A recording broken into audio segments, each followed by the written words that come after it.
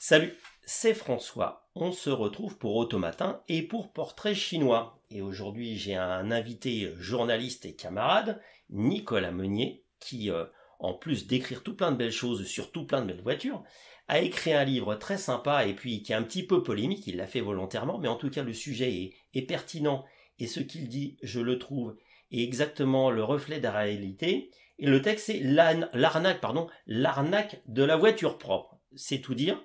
Donc, Nicolas, avant qu'on se pose des petites questions et qu'on rigole un peu, pourquoi ce livre et qu'est-ce que tu en dirais pour le résumer, on va dire? Et surtout, pourquoi ce livre?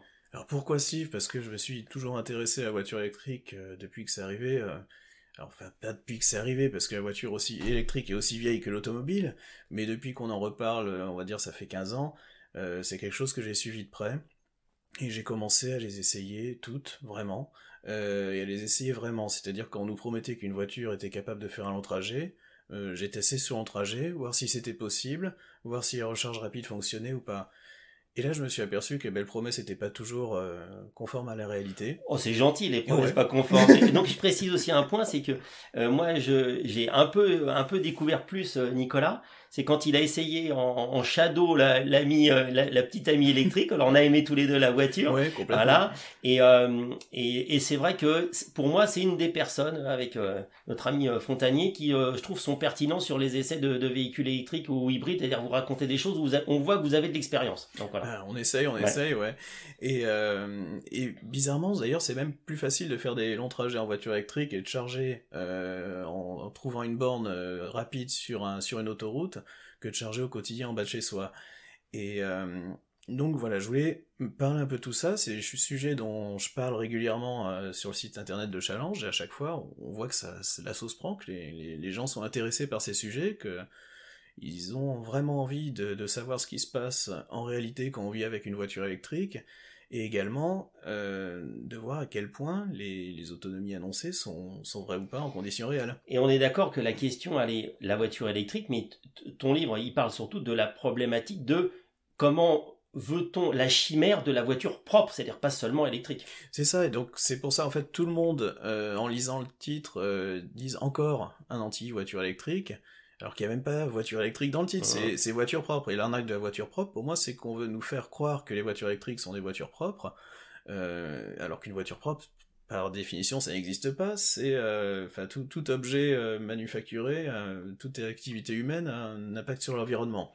Et surtout, tu me complètes, c'est que la question, elle n'est pas juste à l'usage, c'est le cycle complet du véhicule qu'il faut regarder par rapport à toute sa durée de vie, de sa fabrication jusqu'à sa fin de vie. C'est ça, et il y a justement quelque chose qui m'énervait sur ce côté-là, c'est qu'on voit beaucoup d'études dans un sens qui disent la voiture électrique c'est merveilleux, c'est la solution à tout, ça pollue pas, et de l'autre côté, à l'inverse, on a des anti-voitures électriques primaires qui disent non mais ça pollue plus qu'une voiture thermique.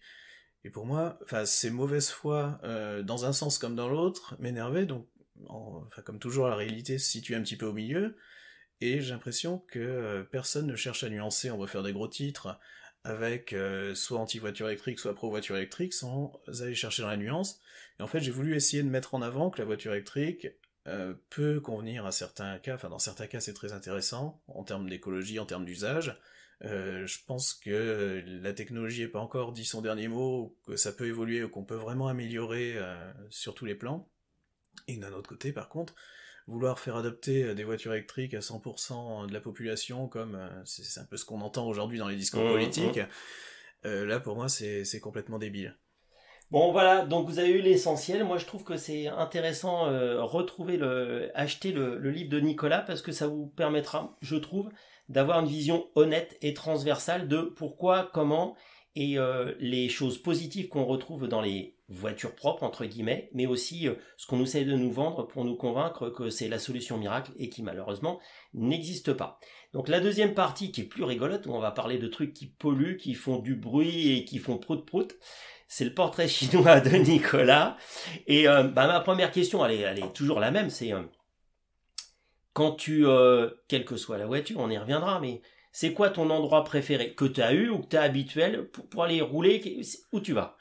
Alors justement, j'ai envie de prendre un contrepoint à ta question, mais c'est pas quelle que soit la voiture. Pour moi, ça dépend vraiment de la voiture.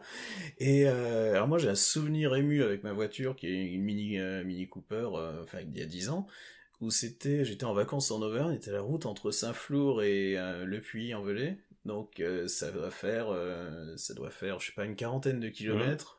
De paysages magnifiques avec un rythme incroyable au niveau des virages où c'est du ski. Ouais, c'est du ski et avec une petite voiture comme la Mini, c'est impeccable. Et à contrario, par exemple, j'ai des routes en Algarve ou un peu dans l'arrière-pays de Barcelone avec des voitures un peu plus puissantes, genre des Jaguars. J'avais fait ça en Jaguar XK.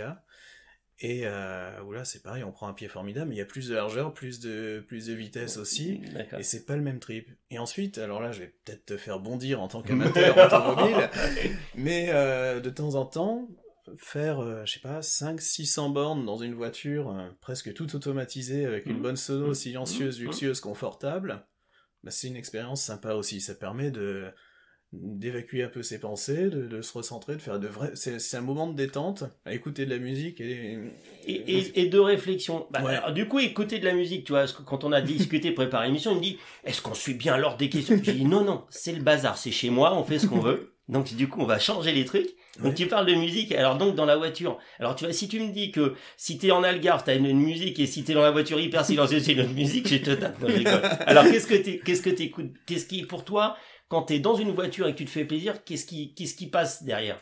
Bah écoute, moi il y a un album auquel je pense, c'est un truc que j'ai retrouvé complètement par hasard, parce que j'ai fait pas mal d'interviews musique il y a quelques années de ça, et je suis retombé sur l'album d'une DJ grecque qui s'appelle Olga Kouklaki, qui est, quand j'ai redéménagé il y a pas longtemps, j'ai retrouvé ça au fond d'un carton, je l'ai sorti pendant le premier confinement, je l'ai écouté, depuis j'ai peut-être pas écouté tous les jours, mais pas loin. Ouais.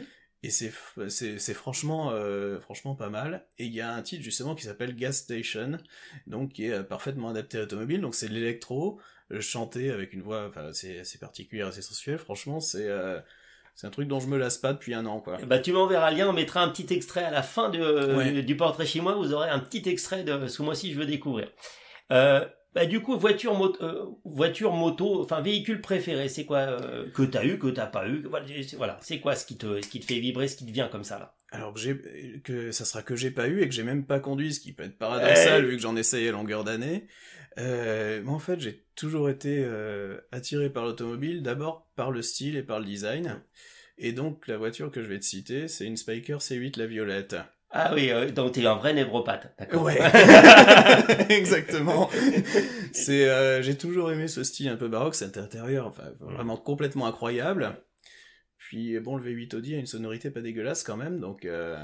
Surtout que là, il respire bien. Ouais. J'ai entendu une fois passer une la violette, enfin une Spyker avec le Audi, je sais pas si c'était une la violette.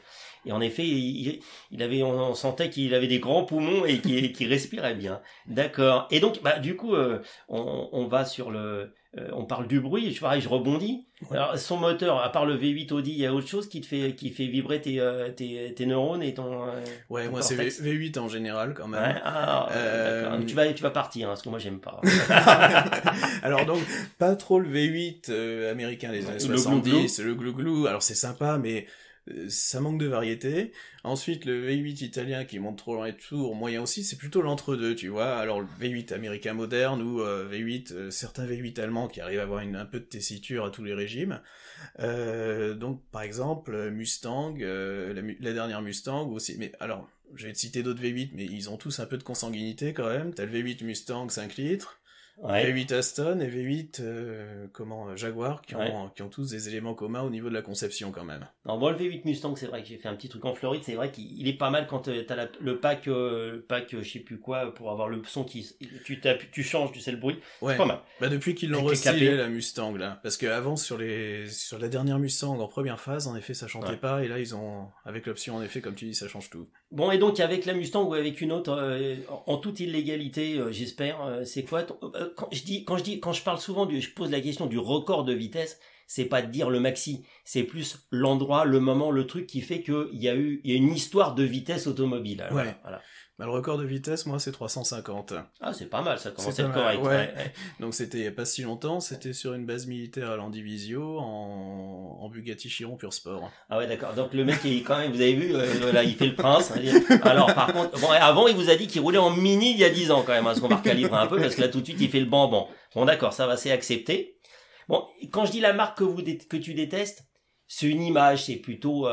voilà, et je veux que ça soit avec le sourire. Il y a pas, l'interview, elle est pas négative. Elle est dire qu'est-ce qui te, ou les gens qui t'agacent, ou une marque, ou les, voilà, ce qui te vient un peu sur le sujet. Qu'est-ce qui t'est venu? Ouais, alors j'ai pas de marque que je déteste vraiment, mais j'ai eu un problème avec une marque, enfin avec le style d'une marque. Maintenant, c'est un peu, c'est un peu réconcilié, c'est Ford.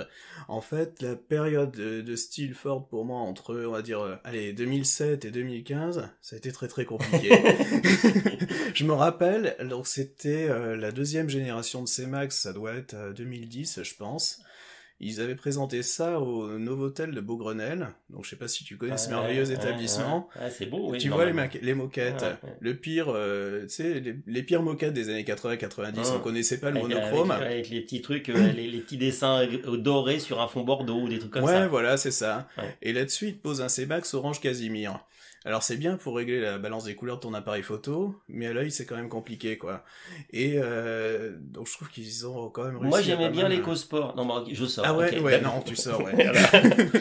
Bon, et avec qui tu fais 2000 km en road trip, idéalement bon, vas-y, dis-moi, c'est quoi ton partenaire préféré pour rouler? Alors c'est mon pote Jean-Michel Martins, qui est directeur du groupe EAG, donc concession de voitures sans permis. Et alors, j'ai envie de dire, on l'a déjà fait. On n'a pas fait 2000 bornes, mais on a fait 1800 km. Et quand je vais te dire avec quoi, tu vas me dire que ça vaut bien 2000 bornes, parce qu'on était en Ligier JS50. Ah bah, tu roules en Ligier. Tout le monde ne roule pas en Ligier. Hein. C'est ça, ouais. Ça dépend là. Voilà. Donc, on est parti de Paris pour aller au Portugal. On a fait 3 jours et demi en voiture sans permis, 1800 km. Allez, et ça, je suis sûr que t'as fait un article, faut que tu me renvoies le truc. Ouais, on a fait un dossier de 10 pages dans des générations sans permis là-dessus. Faut que tu me rebalances des trucs, c'est génial ça. Ah ouais, et t'as des voies, en fait, tu prends pas l'autoroute, tu vois le paysage. Je me rappelle, derrière Bilbao, on a eu des paysages de champs magnifiques, où t'avais les bestioles qui étaient non, en ça liberté doit être totale. Au soleil couchant, c'était assez génial. Ouais, t'as une autre façon de voyager.